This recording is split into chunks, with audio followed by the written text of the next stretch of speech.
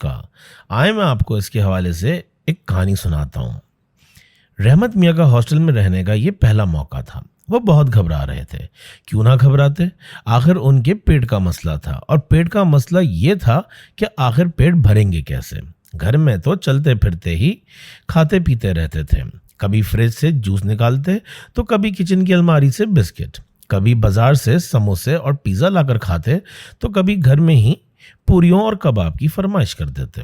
آخر لاڈلے اور ایک لوتے جو بیٹے تھے، والدین تو ان کے منہ سے نکلی بات ایسے پوری کرتے تھے کہ اگر رحمت میاں کی فرمائش پوری نہ کی تو خدا نہ خواستہ نظروں سے ہی غائب ہو جائیں گے۔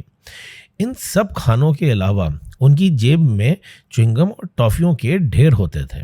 یہی وجہ کہ جب اسکول میں داخلے کے لیے ان کا نام تجویز ہوا تو مسئلہ یہ تھا کہ اسکول دور تھا اور روزانہ اتنی دور آنے جانے میں کافی وقت لگتا۔ اس لیے رحمت میاں کے ابو جان نے انہیں ہاسٹل میں رہنے کا مشورہ دیا۔ پہلے تو رحمت میاں گھبرائے، پھر مان گئے، مگر ساتھ ہی شرط کر دی کہ میرے جیب خرچ میں اضافہ کرنا ہوگا۔ آخر وہ دن آ ہی گیا جب رحمت میاں ہاسٹل پہنچے۔ چند دن تک دل گھبرایا، کچھ اداس بھی رہے، مگر پھر دوسرے لڑکوں سے دوستی ہو جانے کے بعد انہیں مزہ آنے لگا۔ ہاسٹل کا کھانا تو وہ صرف منہ کا ذائقہ بدلنے کے لیے کھاتے تھے، ورنہ اصل کھانا تو وہ اسکول کی کینٹین سے لیتے تھے۔ ان کے دوست انہیں اتنا کھانے پر کئی بار ٹوک چکے تھے، مگر ان کے کان پر تو جوں تک نہیں رینگتی تھی۔ الٹا فرماتے تھے، آدمی اپنی صحت سے پہچانا جاتا ہے اور اچھی صحت والے سے سب ڈر کر رہتے ہیں۔ کہتے تو وہ ٹھیک تھے، واقعی ان سے تو سب لڑکے ڈر کے رہتے تھے، کیونکہ اپنے دوستوں کے ہم عمر ہونے کے باوجود وہ ان سے 4-5 سال بڑے نظر آتے تھے۔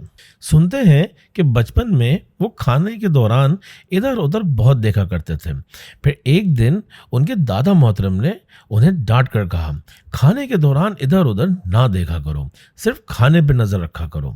بس وہ دن ہے اور آج کا رحمت میاں کھانے کے دوران ادھر ادھر دیکھنا تو دور کی بات، وہ تو کھانا ختم کرنے کے بعد بھی اپنی نظر کھانے پہ ہی رکھتے ہیں۔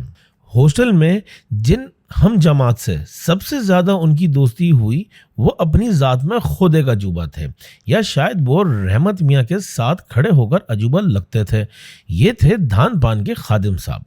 دوستی کی بنیاد بھی دراصل خادم صاحب کی خدمت تھی، کیونکہ وہ خود تو اتنے مختصر سے انسان تھے کہ پھونک مارو تو اڑ جائیں۔ کھانے پینے سے انہیں اس حد تک دلچسپی تھی کہ بس جینے کے لیے کھاتے تھے، جبکہ رحمت میاں کا کہنا تھا کہ وہ تو جیتے ہی کھانے کے لیے ہیں۔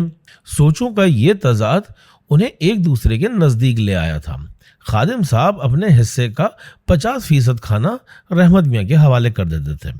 ایک دن خوب ڈٹ کر کھانے کے بعد رحمت میاں کی طبیعت خراب ہو گئی۔ ڈاکٹر کو دکھایا گیا تو ڈاکٹر صاحب نے انہیں فوری طور پر وزن کم کرنے کا مشورہ دے دیا۔ یہ مشورہ سن کر رحمت کا منہ لٹک گیا اور ڈاکٹر صاحب کے جاتے ہی وہ غصے سے کھانے پر ٹوٹ پڑے۔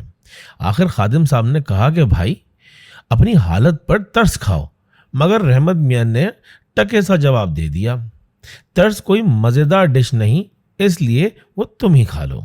خادم صاحب سے یہ بات ہضم نہ ہوئی۔ وہ آخر رحمت میاں کے دوست تھے، اور دوست وہی ہوتا ہے جو دوست کا خیر خواہ ہو۔ انہوں نے رحمت میاں سے چھپ کر اپنے باقی دوستوں سے مشورہ کیا کہ آخر کیا کیا جائے کہ رحمت میاں کم کھانے لگے۔ صلاح مشورے کے بعد یہ طے پایا کہ ان کا جیب خرچ کم کرایا جائے۔ نہ پیسے ہوں گے، نہ رحمت میاں بیجا کھانے پر خرچ کریں گے۔ انہوں نے رحمت میاں کے گھر کا نمبر ملایا۔ دوسری طرف سے رحمت میاں کی والدہ صاحبہ نے فون اٹھایا۔ خادم صاحب نے سلام کرنے کے بعد انہیں سارے حالات سے آگاہ کیا۔ خادم صاحب کو امید تھی کہ ان کی والدہ اتنی خیرخواہ دوست کی بات سن کر ان کا شکریہ ادا کریں گی، دعائیں دیں گی، مگر اس سوچ کی تعبیر الٹی نکلی۔ رحمت میاں کی والدہ نے بڑے سخت لہجے میں جواب دیا، اے میاں تم جو کوئی بھی ہو، اپنا مشورہ اپنے پاس ہی رکھو۔